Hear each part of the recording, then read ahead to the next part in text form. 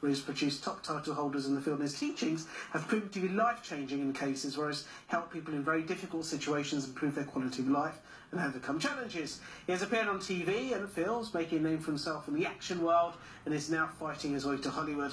Here to tell us more and to give us a demonstration of his techniques on Artif is Kru Lundy. Hi, nice to meet you. Okay. Welcome Good evening. to the show. Thank you. Thank you so much. That's a heck of an intro. You know, there's a lot of ground covered. I was going to say to keep on going. Yeah. That's fantastic. It's great. So, I mean, let's start first and foremost. It's martial arts, right? Before the film and the TV and the instructing and the stuff work, it's martial arts, I imagine, first and foremost, right? That's right. Yes. What got you into martial arts? I was different to school. I was a violinist. I was a bit of a nerd. I was an easy target. I was only little, skinny, and so the bullies just targeted me. And I thought, right, I need to do something about this because I'm getting beat up all the time. I'm getting picked on. So I turned to martial arts. From martial arts, it gave me a lot of confidence, self-belief, also control of aggression as well, and conquered my fears. And it's helped me so much in life. And now I'm helping others as well to conquer that as well. That's a heck of a transition from violinist. Yeah. Do you not come across as a geeky violinist? Did you keep the violin going? Really? Do you still play the I violin? still play it, yeah, I can still play it. I never changed anything for anyone. I thought, no, I'm not going to change myself for anybody That's else. a YouTube viral video waiting to happen. I'm just saying, if you were there in all your gear, right, like, and there's a guy there and you're about to fight him, but instead you pull out the violin and just reduce him to tears with the violin. Probably need to fight because you're just confused. I'm telling you, it's YouTube gold. So what was your martial art of choice when you kind of got into it? First of all, it was kickboxing, up in Prescott on Merseyside, and when I learned the martial arts as well, I learned more about myself, conquering myself, going through obstacles and seeing the obstacles in life that I had as well. I didn't need to go and beat up the bully. It was just my confidence kept him away, and he realised that the strength of my character changed. I was my chest up high. I'm proud of who I was, and that now is what I'm passing on to all the other kids in the area where I am, the community, about never change yourself, never give yourself, be different, and also conquer your fears as well, because fear is just in the mind, it's our mindset. So what did the bullies used to do to you, if you don't mind? Because I'm sure there are people watching who've been subject to bullying. I was when I was at school as well. So what form did it take? The first form is always name calling, and then seeing the reaction then. No reaction, and then it starts getting to pushing, and then no reaction, the pushing then gets to a bit of violence then as well. And also I saw the size of the bullies, and I was only little, I thought I'm going to get hurt. So I always thought because the bigger they are, the more weak I'm going to be. Also in the gang as well, where they were in gangs picking on me as well, and so there's more of them, and I just didn't realise they were all weak in the mind. They had to prove themselves that they were tough by picking on someone who was vulnerable. Have you ever met any of the people from school that used to bully you, and have you kind of chat to them, and have they kind of confessed or kind of tried to clear the air? There was one, 3 years ago I was in Morrison's, one of the supervisors, I recognised him straight away. Obviously I'm a lot more heavier and bigger and look a little bit meaner than what I was, and then I went over and put my hand out and I said, hi, nice to meet you, I'm Lundy from school, and he shook my hand and he realised, and all I said was, have a nice life, take care, and just walked away. Wow. And there was that to him was just, wow, because his expression on his face made him realise what he'd done was totally wrong there. And obviously you've kind of proved to be the winner in life because you've used this martial art, which is obviously a tool for self-defence, right? It's not a tool for violence, it's supposed to be a tool for self-defence and things like that. And you've kind of used it, you moved on to stunt work, right? How did your first tell me about your first stunt work offer, how did that come along? It was on a program, Sky One Lucky Man, that was only the other week. Oh, that's Stan Lee's, yeah. Stan Lee's, a friend of mine was actually in that. Right. It was the episode with the cage fight at the beginning. The cage fight opening scene. And I always believe in follow your dreams and never give up. And only 3 weeks before being asked to go on that, I was watching Silvio Smack, who I was actually fighting on the programme with. I remember eating then I think I'd love to compete with him and get into a stunt move with him. I was watching him on a film called Man of Chai Chi. 3 weeks later, there I was in a cage, 120 extras, he's there, pumped up, and I was just like, wow. And that's where I totally realised, always follow your dreams and never give up, because you can make it reality as well. It's from the martial arts etiquette. But you've also taken this and helped others as well, which has been phenomenal, because you've been, especially a young boy who's got a disability. In particular, this has been a real, a phenomenal story. Can you tell us a bit about that? Yeah, John Nye. John's foster mother came to me a year ago. She brought in a grandson who was getting bullied. And when she was talking to me, she said, "Do you help disabled people?" I said, "Yeah, we help anybody at all, in diversity at all." And she explained about him where he lost his mother at 3 months old, and his father went away from him. So he had a bad start in life, and he also was diagnosed with cerebral palsy, and the doctor said that they'd have to amputate his legs and never grow any muscle on his calves at all. But his foster mother said, "No, I don't want him to amputate his legs," so they put a big, large splint on his legs. When he came to me, oh my God, what a positive person he was, but he just wasn't being positive to himself. He saw himself as worthless, he saw himself as never ever achieved and never doing anything, and he went to really dark places and got bullied over it and locked himself in a bedroom all the time, wouldn't go out in society.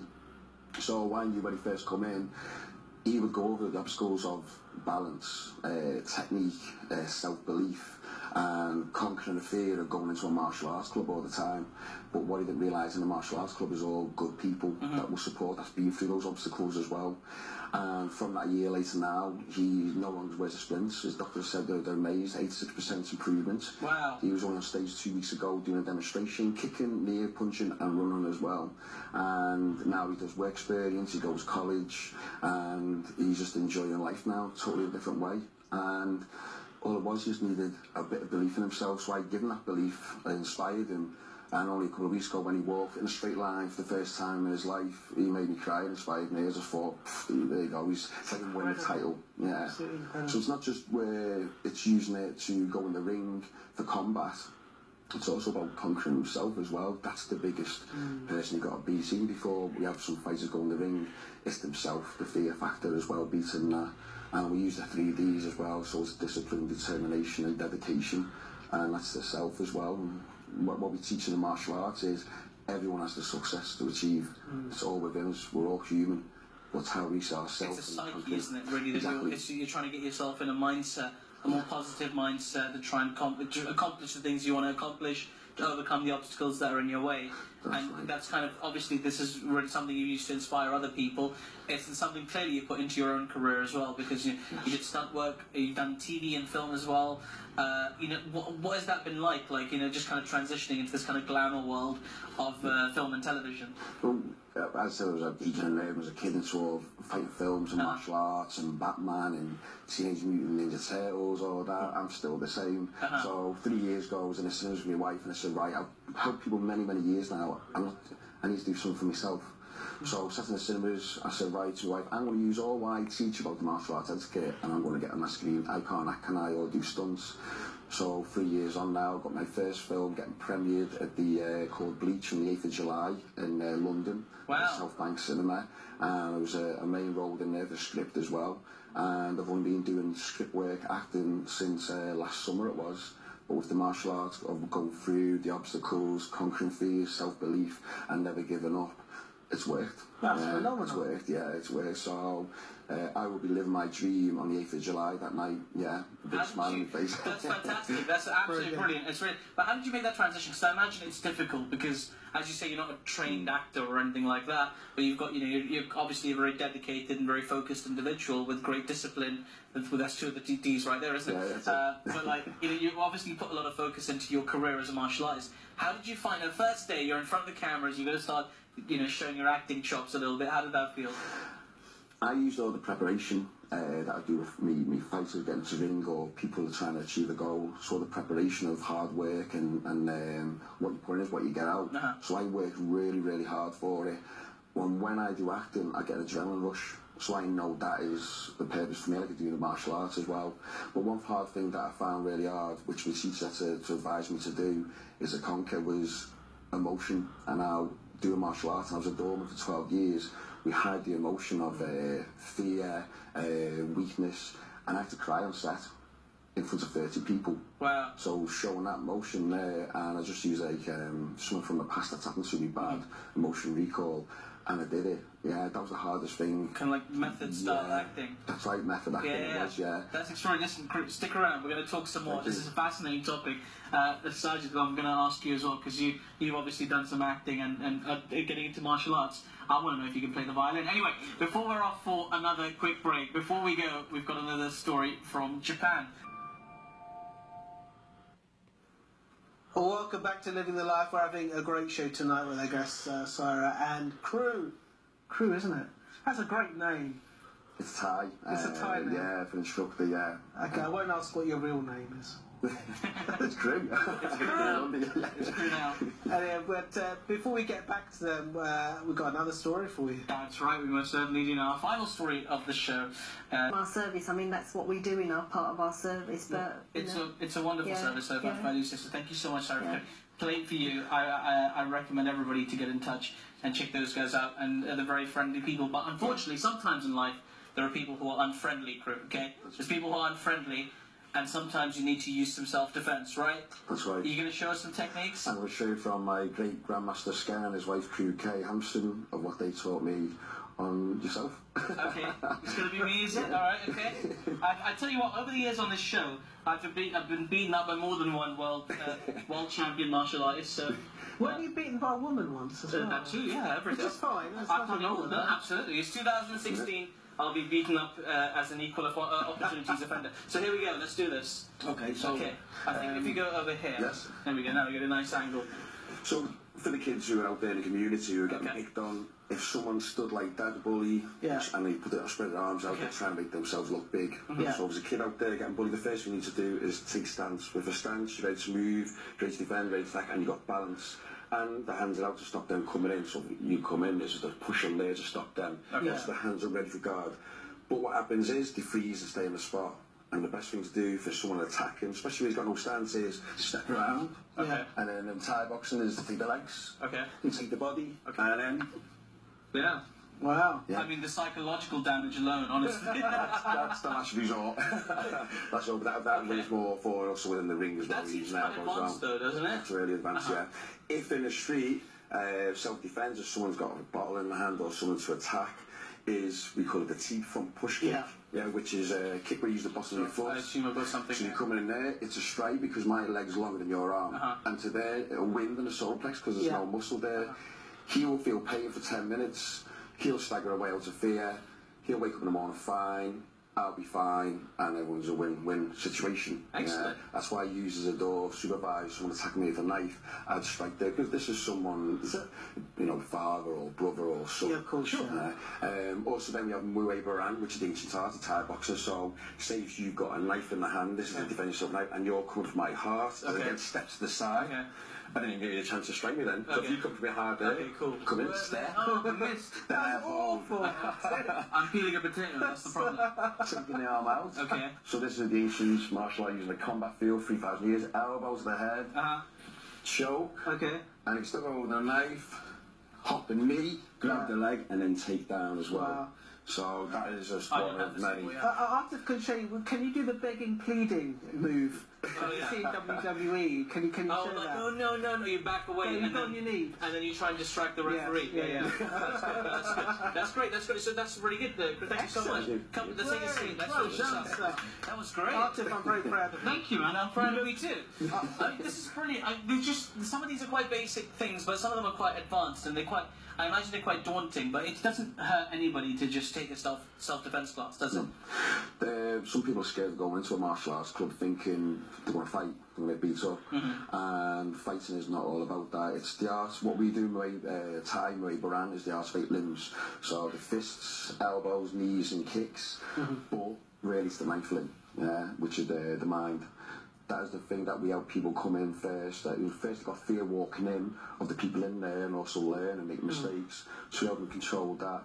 So then with that as well, self-defense, if someone's being aggressive to them, they've already conquered a lot of obstacles of fear. So out on the street, they'll be calm, collected, because when we train people to go up into the ring, it's control of aggression. So say for example, if I pinch you on the arm, now you're going to either be angry, hate, fear, freeze. You create that emotion. You do. I only pinched you. So you choose inside your mind. How you want to respond to it. Exactly. Right. So how do you respond to it then? So responding to it is knowing what you can do and knowing you're not in danger. So say for example, someone going into the ring, like one of my fighters, Megan Hooper, when she went in, I went, you know your stuff, you know your defence, you know your attack, you're physically fit, you're conditioned, you can take the hits and the blows, what you've been doing in training, so you're going to be fine. All it is the scoring.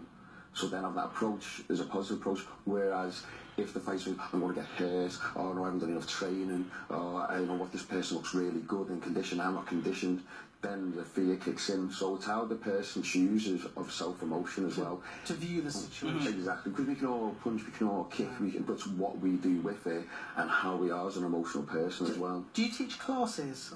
Yes, we teach 6 days a week. Yeah. And what's the sort of makeup and the mix of the people that attend your We sessions? teach kids from 4 years of age. Wow. That's from 4 to 7. We do the basic martial arts, but it's mainly the life skills that we do of getting up in front of class and being confident, and also stranger danger, anti-bullying, fire awareness. So building them as a character of strength of character, and also the martial arts is for the fitness side.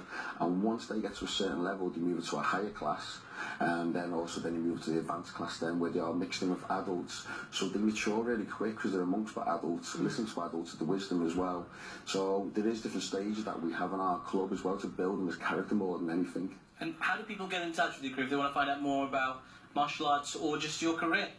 If you want to find out, there's mastersken.com. That's our main website. Mastersken is in S-K-E-N. S-K-E-N, that's my great master. And then also there's my website, which is www.krulundy.com. And I'm on Facebook, and if anyone wants to talk to me, like I've been talking to a gentleman earlier on about self-control and someone's being nasty to him, I'm more than happy to answer. He was talking about, he gets very aggressive. And as I said to him, no, that person's saying stuff to you, you're holding on to them words. So I will communicate with people on Facebook. That's fine, I'll give my time, because I want to share what I've learned. It's not worth keeping selfish and keep it to myself. That's excellent. We've got two very sharing and giving guests today. Guys, thank you so much for Did you get joining us. Master Sken to meet your Colonel Sanders?